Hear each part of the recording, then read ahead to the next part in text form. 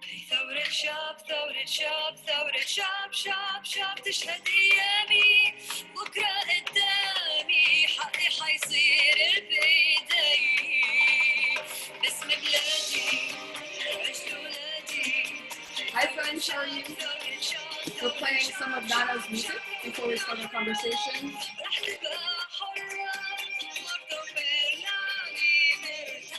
Thanks for joining us.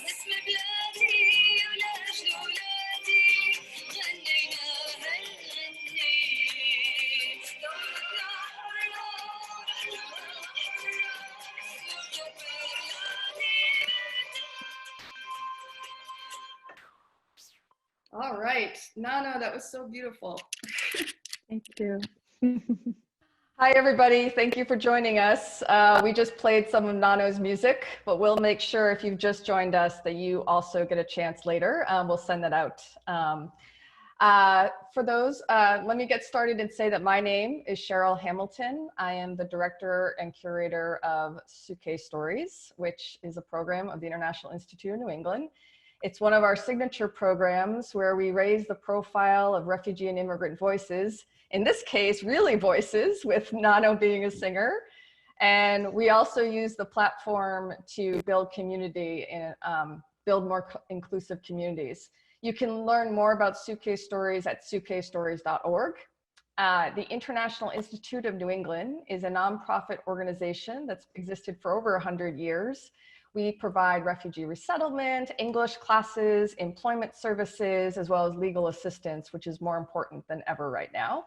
We operate out of Greater Boston, Lowell, and Southern New Hampshire. What's kind of fun about tonight is Nano's actually streaming in from New York City. She previously lived here in Boston as a student from Berkeley, but she's joining us as a special guest on Zoom. Nano, thank you so much for being here. Thank you for having me, Cheryl. Of course.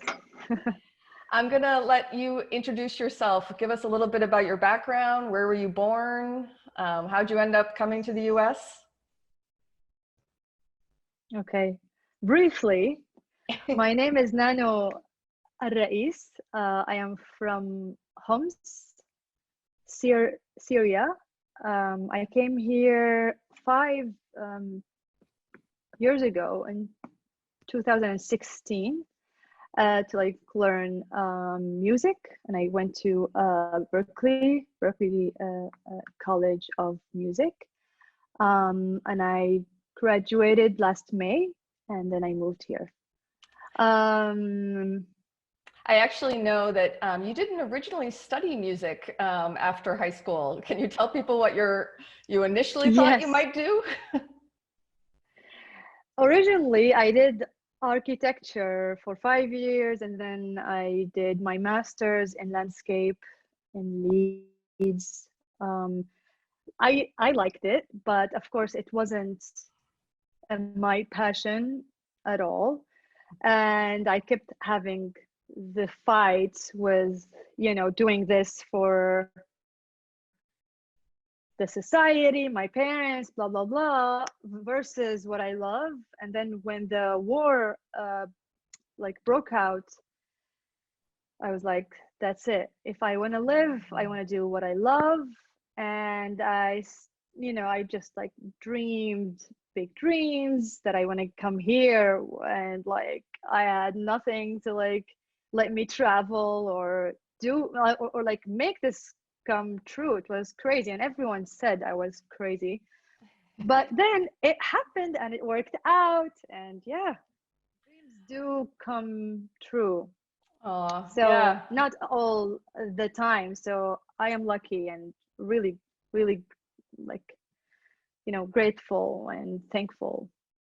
I think we've talked in the past. My husband's a landscape architect, and he heard your story, was very motivated and moved, and he was saying it's important for all of us to find our passion. So he's happy for you. Absolutely.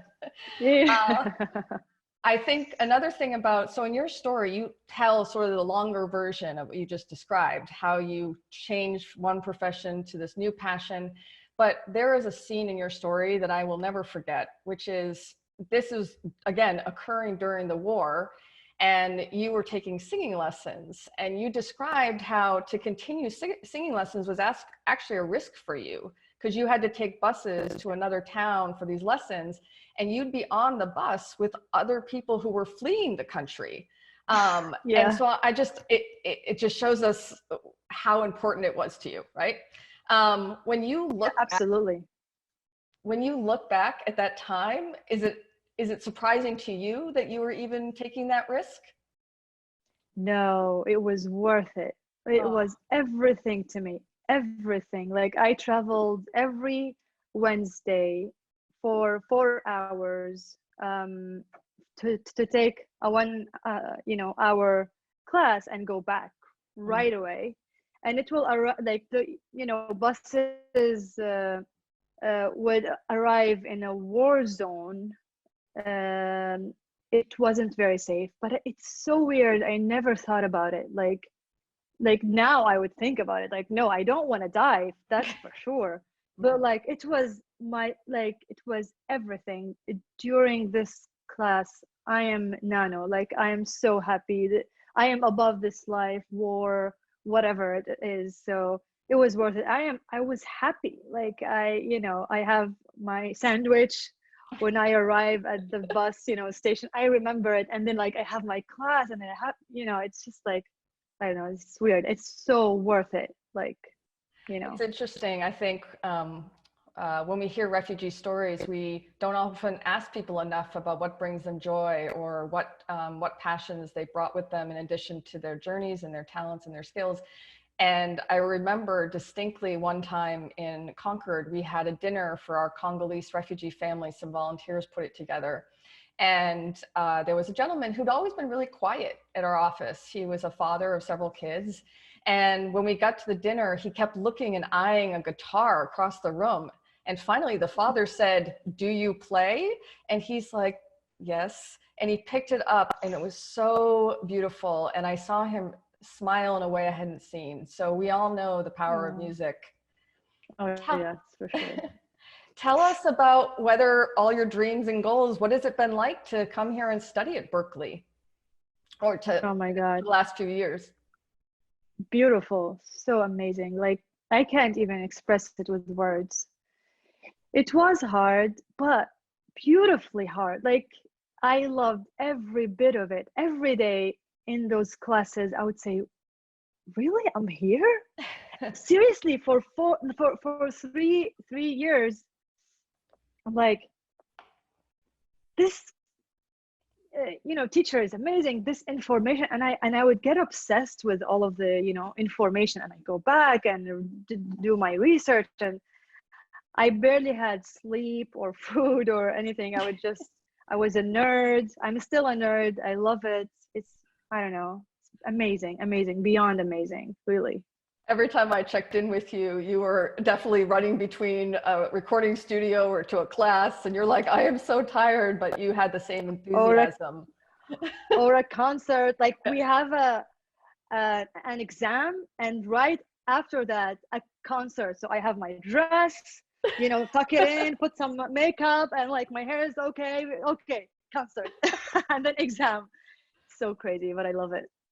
I know you came with the goal to sing, but I also understand you do composing now, songwriting. Was that a new interest when you got that was blossomed at Berkeley? Absolutely. I like never thought that I write, or if I could, or if I tried. Like I just sang.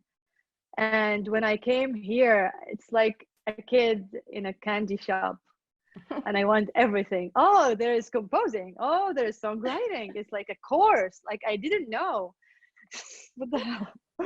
And like I wanted everything, and I was in all of those, uh, uh, classes, and I still online I dig and like take a lot of those lessons. It's like an never ending process, but I'm loving it so much.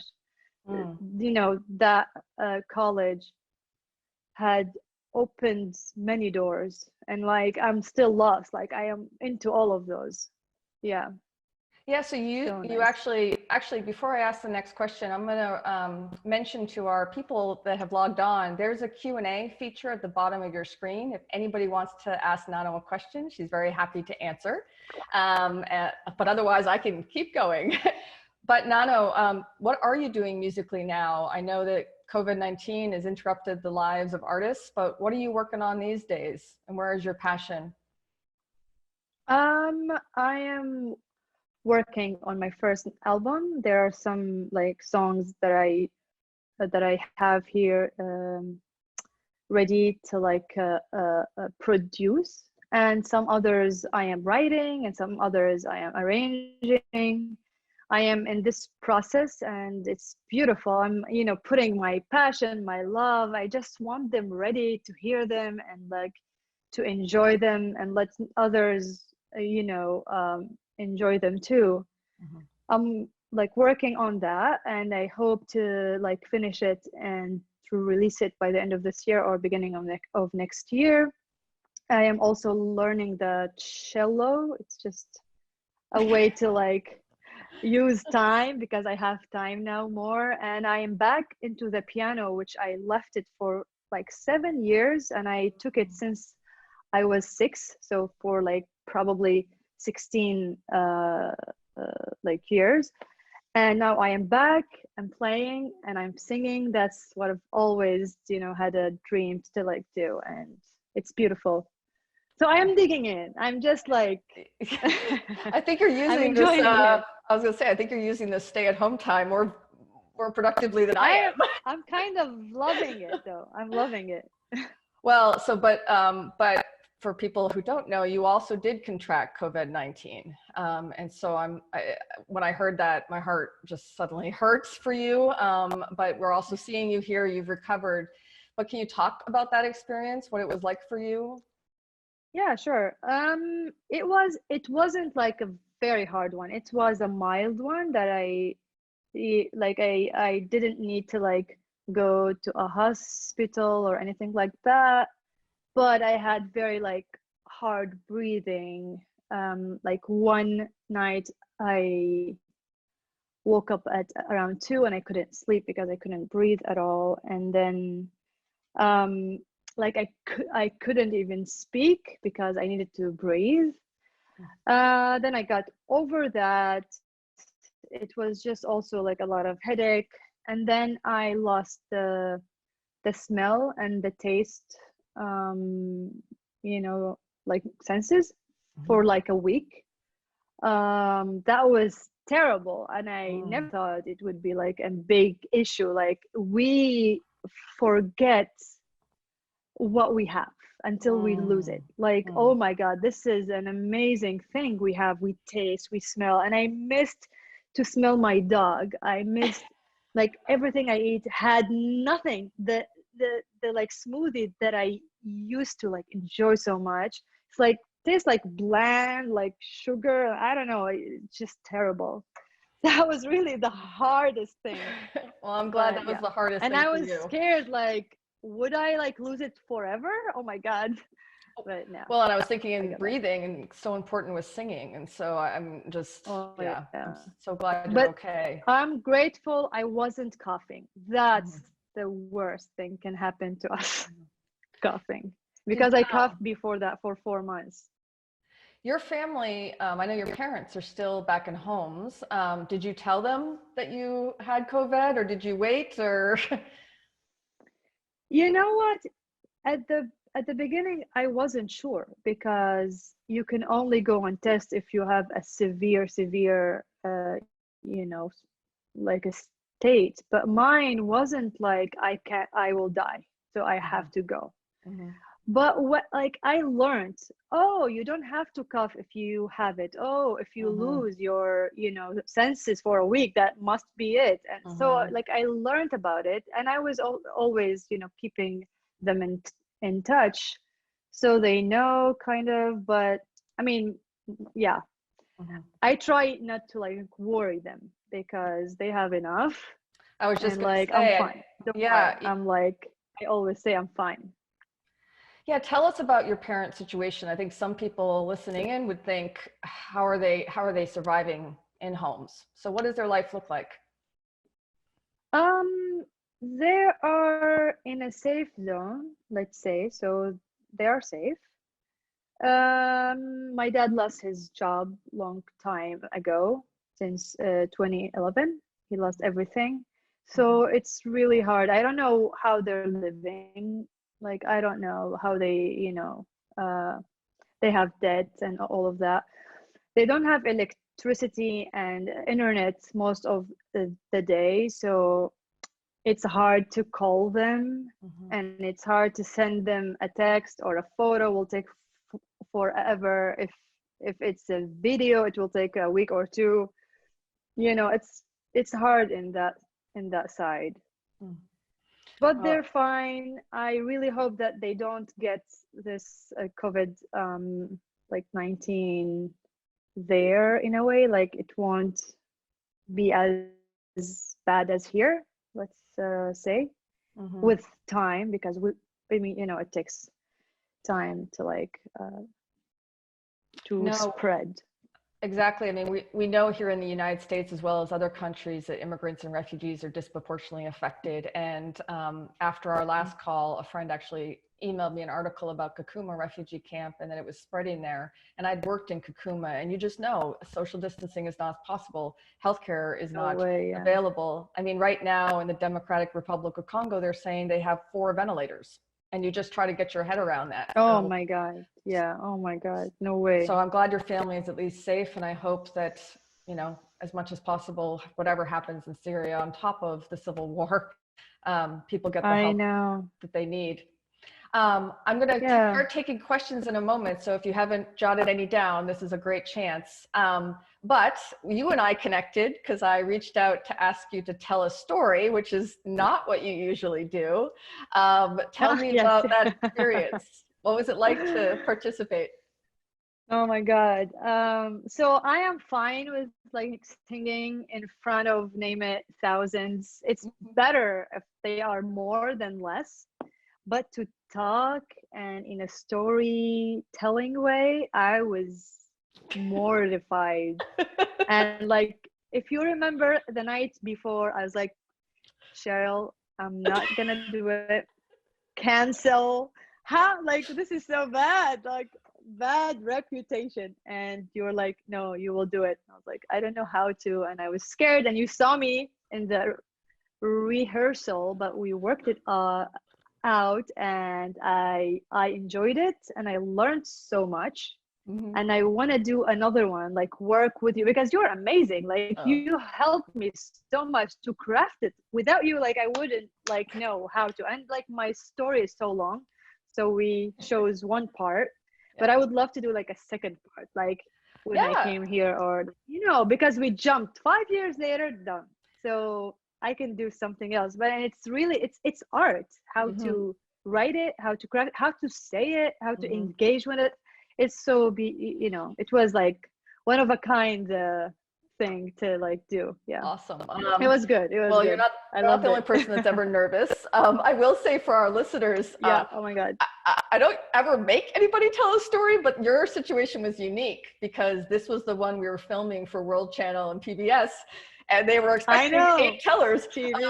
But also, I knew in my gut that you could do this because, as we say to all the storytellers, it's your life. You can't get it wrong. And even if you go a little long, we can edit things or whatnot. But I appreciated your bravery. Why did you think it was important for people? Why is it important for these stories to get out in your mind? Why do we need to hear more from immigrant voices? Immigrant voices or stories, it's very important because it gives the term a human kind of side. So you hear the story and you have a better connection, and it's not an abstract kind of a term, refugee. So they're like you and me, they have also dreams, and they lost things, and I love to learn also about others, what they have been through, or how come you did this and that. it's just like you and I, and we have a crisis, and like, like live like in the past month, I was like, yes, Corona is a big deal, of course, and it's it's so sad and all that. And we needed to do this, and we all did it, and we did quarantine. But I wish we think the same way towards refugees, because it's also urgent matter, and we don't see it as such. It's so horrific, and the people who die, like, from that is a lot too. Also, climate change, like, made me think of all of those. Yeah. No, for sure. You brought up something that I don't want to take more. You're doing great. Well, a couple things. Your point about how we need to humanize people, absolutely. But it's also important to not put everybody in the same category of stories. So you've inspired 2 other people, women from Syria, to tell stories. We've had more than 200. That's amazing. Yeah, we've had over 200 people tell stories. And most recently, we had a woman who was Kurdish, and she told a story about being a mom and arriving at the United States on Christmas and what the best gift for her. The other young woman who tells a story talks about how, and this was heartbreaking for me, having a father who's an architect and a husband who's an architect, but her dad had saved up money for 20 years to finally buy a house. And they bought a house in Aleppo. And unfortunately, it ended up being the same month that the war broke out. And within a year, their house was bombed. And I just thought, how unfair. I know of those stories. Yeah, I know of those. But I also, yeah. Go ahead. I mean, like, also, my dad worked his entire life building buildings, and then they all got smushed, like burnt, broke down, and it's also like, You also, another thing your story I think does for me is to remind us that obviously the principal people affected by refugee crisis is the individual, right? But one of the ways that we can transform how we think about these issues is that when someone is displaced from their country, it also means that they can't use the talents and education and skills that they have immediately if they're sitting in a refugee camp or they're living in vulnerable situations. And we all lose out when that happens, right? I mean, if you were unfortunately in a refugee camp rather than here in New York City, we wouldn't get to hear your voice in the same way. So that always concerns me. It's so sad because they're helpless. They might, I mean, there are tons who are better than me, but I made it because I'm lucky. But what about them? They have the talent, they're so smart, that they have the passion, but they're in a camp. It's such, I can't, like, every time I watch a movie or hear about this and that, it breaks me, and I don't know how to, like, if I can inspire anyone, that's amazing. That's what I can do now, Well, one of the things is you sing about these issues, right? I'm going to pause because we have some questions. Yes, absolutely. The first one is particularly fun. You have performed with, being in the United States only a couple of years, you've performed with some amazing individuals. You got to perform with Pink Martini, but this question says you got to sing at a Justin Timberlake concert with him. What was that like? Who's asking? What has it been like to perform with these celebrities? It was my graduation concert, so it's really huge, and he was there, and also Missy Elliott, and so I sang it not for him, not with him, but for him. Amazing feeling. I can't even, it was in an arena, a huge place, and I showed Arabic side on his piece. There was, though, issues with the sound. I was like, afterwards, I don't know if I should be happy or cry, like, but yeah, it was cool. Is that your most memorable concert to date, or is there another performance that you so far will never forget? There are a few, also with Pink martini. I emailed them all. I don't know who exactly. I like looked up their name and manager, blah, blah, blah. And then I emailed them all. I don't know who names. And then they replied after 8 months that we would love to have you with us on stage. And I'm like, what? This is amazing for 2 nights. So that was really cool. And I also sang in the World Bank. That was amazing because I got to speak with the diplomats, to their hearts, not their minds, with my songs, because it was a meeting for the refugees and their problem. Right. So to like be there was really amazing. Yeah. Yeah, it's been really impressive to follow your career. And in case people log off, and we're going to wrap up in a few minutes, but can you spell out your website so no one misses it? Yeah. So Nano Raies, Nano Raies.com. And we'll make sure you also, as Instagram and Facebook and all of those have that same name. We'll make sure everyone gets it as well. Another person has a question. They said, you learned so much, you said, during your storytelling. What are a couple things you did learn? Either skills or lessons? Oh, only 2? Or 3? Being brave. Like, I can do it. It's all in here. You can do it or not. You can do it. You just do it and you enjoy it. There's another feeling that you won't feel unless you do it. And that's another kind of joy. I learned the art of telling. And I remember there was a producer who helped me an hour before I got on the stage. And I thank you so much because she changed it completely. Basically, she was like, don't think of the words, because I was trying to like read it off of my mind, and she's like, feel it. Like, this is amazing, not this is amazing. So you feel it, so you engage, you live it again, you live your life again. And such a good feeling to feel those amazing days that you had with the people again. So it was really good. No, you were excellent. And you also had a challenge that many of our tellers have, which is, English is your second or third, or how many languages do you speak? Second. Yeah. I mean, you're translating, you're doing these memories in Arabic, so that's just another hurdle. And I know you were worried about that. And I was like, don't worry, we are with you. Yeah. I know. It was great. Yep. It worked. Well, Nano, you are a great storyteller. You're a great singer. I really encourage people to discover. So we had one more question. Did you lose your voice at all from your COVID, and how'd you get it back? I think you already, just in case someone just joined, you said it was a breathing issue. It was a breathing. I wasn't coughing, which is amazing. Otherwise, I would have had something to recover, from. So my voice was fine. Right. I stopped, singing because I couldn't breathe for 3 weeks, but then I was back.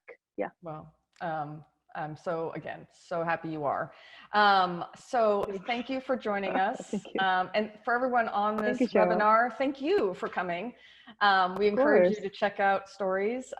If you want to see more content, you can visit our suitcasestories.org website, where you actually can become a Circle member. These are people that support this program. You get to access special resources once you log in. You can be a monthly subscriber or an annual subscriber, but we really appreciate your support, particularly during this time that we can't do live shows, but also just to keep these communities connected. Next week, we're going to have actually a woman from the Democratic Republic of Congo. She was resettled with her family through the International Institute of New England back in 2011. She recently interned with our organization, and she's studying at Fitchburg State College. Her name is Rahima, and just another wonderful person. And so I encourage you to join us next Wednesday night for that as well. And I just want to say thank you one more time, Nano, and thank you for joining us. Thank you, Cheryl. Of course. Thank you so much. That was amazing. Have a great night, everybody.